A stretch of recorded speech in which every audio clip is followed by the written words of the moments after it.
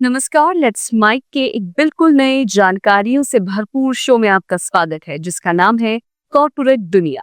ये सिर्फ एक प्रोग्राम नहीं है, बल्कि एक खिड़की है उस दुनिया की तरफ जहां बिजनेस की चालें, स्टार्टअप्स की उड़ानें, मार्केट की धड़कनें और कंपनियों के भीतर की कहानियां आपको समझाई जाएंगी, आसान, रोचक और भरोसेमंद अंदाज में। आइए सबसे पहले नजर डालते हैं कारोबार की दुनिया की आज की खबरों पर। भारतीय शेयर बाजार में रिटेल इन्वेस्टर्स की भागीदारी लगातार बढ़ती जा रही है।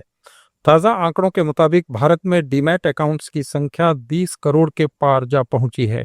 यह आंकड़ा बता रहा है कि अब आम निवेशक स्टॉक मार्केट में इन्वेस्टमेंट को लेकर गंभीर हैं और अपना भविष्य इक्विटी मार्केट में देख रहे हैं। लेकिन एक और जहां डीमैट अकाउंट की संख्या बढ़ रही है, वहीं दूसरी ओर रिटेल इन्वेस्टर्स को फाइनेंशियली एजुकेट करने की जरूरत को समझना भी बहुत जरूरी है। सिर्फ जानकारी और ज्ञान के अभाव में रिटेल इन्वेस्टर्स को बाजार में नुकसान उठाने के लिए नहीं छोड़ा जा सकता। डिपॉजिटरी सीडीएसएल और एनएसपीएल के संयुक्त आंकड़ों के अनुसार हाल ही में रिकॉर्ड इन्वेस्टर रजिस्ट्रेशन की लहर के कारण भारत में डीमैट अकाउंट्स की कुल संख्या 20 करोड़ को पार कर गई। 31 जुलाई तक के आंकड़ों से पता चलता है कि डिपॉजिटरी के पास 16 करोड़ 10 लाख निवेशक खाते हैं, जिसमें महीने के दौरान ही 20 लाख खाते जुड़े। एनएसडीएल ने अभी तक अपने जुलाई के आंकड़े घोषित नहीं किए हैं। उसके पास 3 जून तक 4 करोड़ 5 लाख खाते थे। भारत के म्यूचुअल फंड उद्योग ने नई लिस्टेड कंपनियों में मजबूत भागीदारी दिखाई है। हाल ही में जारी आईपीओ में कुल निवेश 5,294 करोड़ रुपए से ज्यादा रहा। स्टॉक ब्रोकिंग प्लेटफॉर्म वेंचुरा ने अपनी रिपोर्ट में कहा कि इनमें से ज्यादातर नई कंपनियां स्मॉल कैप कैटेगरी में आती हैं और केवल एक को मिड कैप कैटेगरी में रखा गया है। रिपोर्ट के अनुसार स्मॉल कैप आईपीओ में म्यूचुअल फंड हाउसेज ने इस तिमाही के दौरान एथर एनर्जी में 1,351 करोड़ रुपए, श्लॉस बेंगलुरु में 689 करोड़ रुपए, एजिस वोपाक टर्मिनल में 495 करोड़ रुपए, बेलरिस इंडस्ट्रीज में 398 करोड़ रुपए और ओसवाल पंप्स में 387 करोड़ रुपए का निवेश किया। इसके अलावा एलएनबेरी इंडस्ट्रियल गैसेज में 357 करोड़ रुपए, कल्पतरु में 241 करोड़ रुपए और संभव स्टील ट्यूब्स में 55 करोड़ रुपए का निवेश आया। फंड हाउसेज ने एचटीवी फाइनेंशियल सर्विसेज के आईपीओ के लिए 1,331 करोड़ रुपए आवंटित किए, जो एक मिड कैप कंपनी है। इस बीच जनवरी से मार्च के क्वार्टर के लिए शीर्ष 20 एसेट मैनेजमेंट कंपनियों की 335 इक्विटी स्कीम्स में से 90% योजनाओं ने निफ्टी 50 टीआरआई से बेहतर प्रदर्शन किया, जो इस अवधि के दौरान सूचकांक के अपेक्षाकृत कम प्रदर्शन को दर्शाता है। डेक्कन गोल्ड माइंस लिमिटेड ने छत्तीसगढ़ के भालूकोना जमनीडीह ब्लॉक में निकल कॉपर प्लेटिनम समूह तत्व सल्फाइड खनिज की खोज की है। भारत में पहली बार ये सल्फाइड मिला है। भू रासायनिक सर्वे और जियोफिजिकल सर्वे से संभावित निकल कॉपर प्लेटिनम सल्फाइड खनिज युक्त क्षेत्र की नई पहचान हुई है। डीजीएमएल खनिजीकरण के पैमाने और स्तर का और अधिक आकलन और सत्यापन करने के लिए यहां जल्दी ही टेस्ट ड्रिलिंग शुरू करने की योजना बना रहा है। यह ऐतिहासिक खोज डीजीएमएल ने महासमुंद जिले के बसना तहसील में भालूकोना जमनीडीह ब्लॉक के लिए 30 वर्ग किलोमीटर का लाइसेंस हासिल करने के बाद की। शुरुआती परिणामों से पता चला है कि 700 मीटर लंबा ये माइनिंग एरिया मैफिक अल्ट्रामैफिक चट्टानों में स्थित है। जियोफिजिकल डेटा से संकेत मिलता है कि सल्फाइड खनिजीकरण करीब 300 मीटर की गहराई तक फैला हुआ है। निकल, कॉपर और प्लेटिनम ग्रुप के तत्व महत्वपूर्ण मिनरल हैं, जिनका इस्तेमाल इलेक्ट्रिक वाहन battery, renewable energy system, advance electronics और रणनीतिक उद्योगों में होता है। इन मिनरल्स के निकाले जाने पर भारत को महत्वपूर्ण खनिजों के मामले में आत्मनिर्भर बनने में मदद मिलेगी। भारत आने वाले समय में वैश्विक अर्थव्यवस्था में बड़ी भूमिका निभाने के रास्ते पर है। मॉर्गन स्टैनली की ताज़ा रिपोर्ट में यह आकलन किया गया है। रिपोर्ट के अनुसार देश में ऋण से जीडीपी अनुपात में वृद्धि और निर्माण क्षेत्र की जीडीपी में बढ़ती हिस्सेदारी के कारण वैश्विक अर्थव्यवस्था में देश की भूमिका उल्लेखनीय रूप से बढ़ेगी। रिपोर्ट में कहा गया है कि combination of strong fundamental factors के कारण आने वाले वर्षों में भारत ग्लोबल प्रोडक्शन में अपनी हिस्सेदारी बढ़ाने को तैयार है। इन फैक्टर्स में तेजी से बढ़ती आबादी, सक्रिय लोकतंत्र, मैक्रो इकोनॉमिक नीतियां, बेहतर बुनियादी ढांचा, बढ़ते इंडस्ट्रियलिस्ट और बेहतर सामाजिक परिणाम शामिल हैं। इसमें कहा गया है कि भारत विश्व का सबसे ज्यादा मांग वाला कंज्यूमर मार्केट बन जाएगा। इससे एनर्जी सेक्टर में बड़ा बदलाव आएगा। सकल घरेलू उत्पाद में ऋण और मैन्युफैक्चरिंग क्षेत्र में ज्यादा बढ़ोतरी की उम्मीद है। आयकर विभाग ने इस साल अब तक देश भर में 465 सर्वे कैंपेन चलाए। इन कार्रवाइयों में कुल 30,444 करोड़ रुपए की अघोषित आय का पता लगाया गया है। 2024 में आईटी डिपार्टमेंट ने 737 सर्वेक्षण किए थे और 37,622 करोड़ रुपए की अघोषित आय का पता चला था।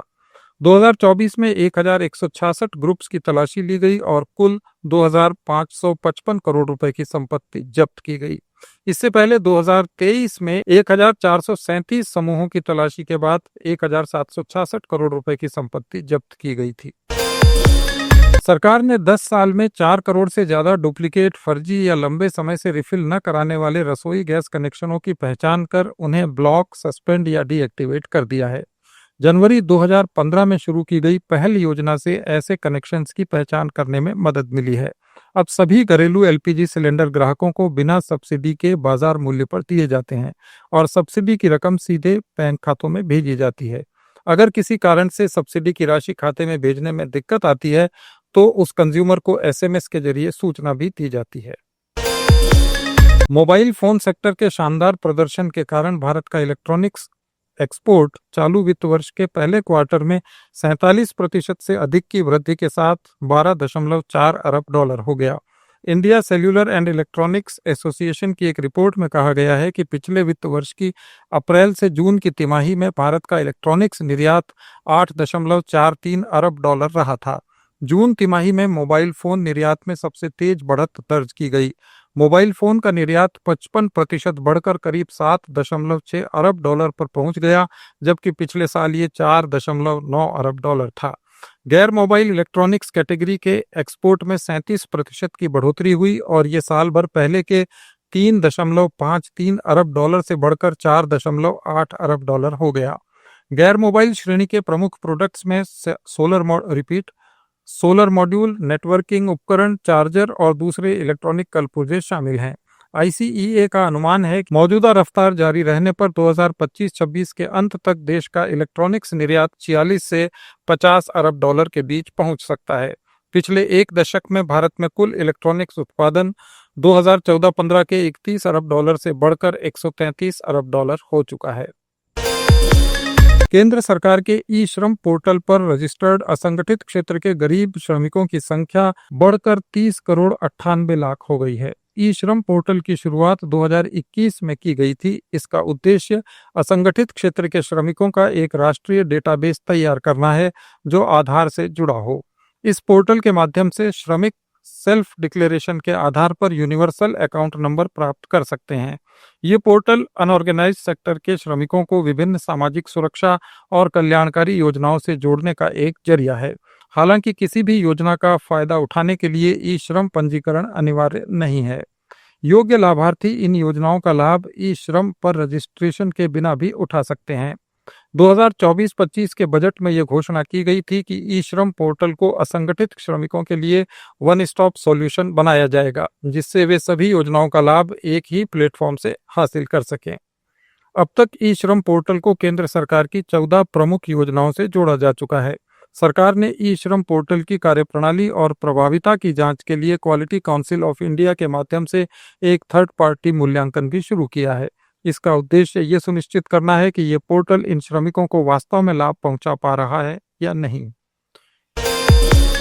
एयरपोर्ट अथॉरिटी ऑफ इंडिया और पब्लिक प्राइवेट पार्टनरशिप ने हवाई यातायात में बढ़ोतरी के साथ तालमेल बनाए रखने के लिए देश भर में हवाई अड्डों के विकास, उन्हें अपग्रेड करने और आधुनिकीकरण पर 96,000 करोड़ रुपए खर्च किए हैं। ये खर्च वर्ष 2019-20 से 2024-25 में हुआ है। इस निवेश में एयरपोर्ट अथॉरिटी ऑफ इंडिया का हिस्सा 25,000 करोड़ रुपए से अधिक है। शेष निवेश निजी एयरपोर्ट डेवलपर्स और ऑपरेटर्स की ओर से किया गया है। अमेरिकी राष्ट्रपति डोनाल्ड ट्रंप ने जिस इंडियन इकोनॉमी को डेड इकोनॉमी बताया, उसी बाजार से उनकी ही कंपनी मोटा मुनाफा कमा रही है। ट्रंप की कंपनी द ट्रंप ऑर्गेनाइजेशन दुनिया भर में रियल एस्टेट, होटल और लग्जरी गोल्फ कोर्स के कारोबार में सक्रिय है। भारत में भी उनकी मौजूदगी लगातार मजबूत हुई है, जहां पिछले एक दशक में कंपनी ने करीब 1,800 करोड़ रुपए का लाभ अर्जित किया। ब्लूमबर्ग के अनुसार न्यूयॉर्क, फ्लोरिडा, शिकागो और वर्जीनिया के अलावा कंपनी की व्यापारिक परियोजनाएं स्कॉटलैंड, आयरलैंड, तुर्की, फिलीपींस, कनाडा और भारत तक फैली हैं। रियल एस्टेट ब्रांडिंग और प्रबंधन के मॉडल पर काम करने वाली इस कंपनी की एनुअल ग्लोबल रेवेन्यू पोटेंशियल करीब $3 अरब यानी 25,000 करोड़ रुपए आंकी जाती है। भारत में ट्रंप ऑर्गेनाइजेशन ने 2014 के बाद से मुंबई, पुणे, गुरुग्राम और कोलकाता में ट्रंप टावर प्रोजेक्ट के माध्यम से लग्जरी रियल एस्टेट मार्केट में कदम रखा था। ट्रंप ऑर्गेनाइजेशन ने भारत में प्रत्यक्ष निर्माण न करते हुए ब्रांडिंग और लाइसेंसिंग के जरिए मुनाफा कमाया। इन परियोजनाओं से कंपनी को पिछले 10 सालों में रॉयल्टी और लाइसेंसिंग फीस के रूप में 1800 करोड़ रुपए का राजस्व मिला। ट्रंप की कंपनी ने पिछले 10 वर्षों में 4 प्रमुख रियल एस्टेट प्रोजेक्ट्स के माध्यम से 630 करोड़ रुपए की कमाई की। मुंबई में लोढ़ा ग्रुप से 225 करोड़, पुणे में पंचशील रियलिटी से 120 करोड़, कोलकाता में यूनिमार्क ग्रुप से 105 करोड़ और गुरुमार्क में M3M इंडिया से 180 करोड़ रुपए की रॉयल्टी फीस अर्जित की गई। इंडियन मार्केट में स्मार्टफोन की बिक्री में इस क्वार्टर में बढ़ोतरी हुई। साइबर मीडिया रिसर्च की रिपोर्ट के अनुसार बाजार में पिछले साल के मुकाबले 8% की बढ़ोतरी हुई। इस ग्रोथ की सबसे बड़ी वजह 5G स्मार्टफोन की बढ़ती डिमांड है। 5G स्मार्टफोन की बाजार में अब 87% हिस्सेदारी हो गई है। पिछले साल ये इससे 20% कम थी।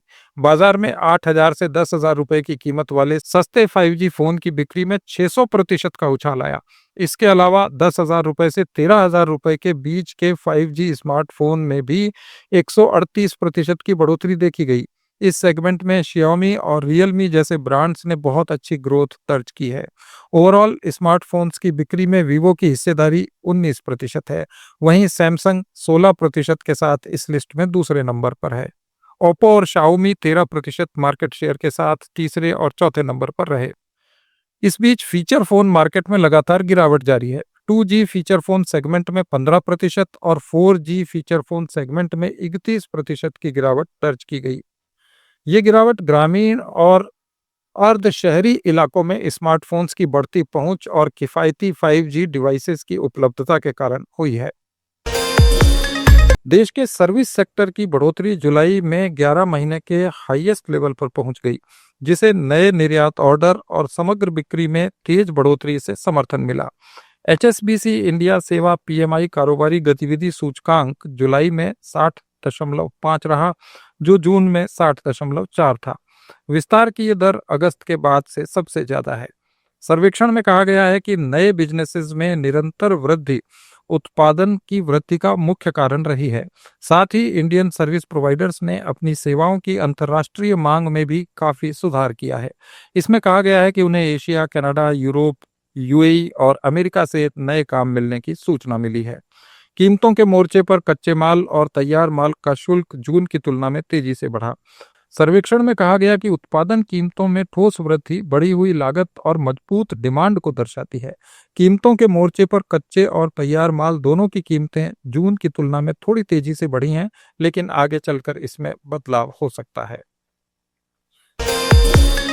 ये थे कॉर्पोरेट जगत के आज के प्रमुख समाचार। अपडेट्स के लिए जुड़े रहिए लेट्स माइक के साथ। आप सुन रहे थे let's mike more than radio. Follow कीजिए हमें हमारे सोशल मीडिया प्लेटफॉर्म्स पर।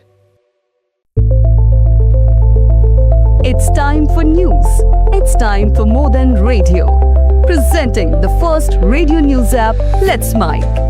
Let's Mic, a news-based app on your phone where you get to watch and listen news, talk shows, interviews, radio show podcasts. On Let's Mic, you get all relevant information of TV, print, radio, podcast, and digital. Let's Mic talks about every segment of life.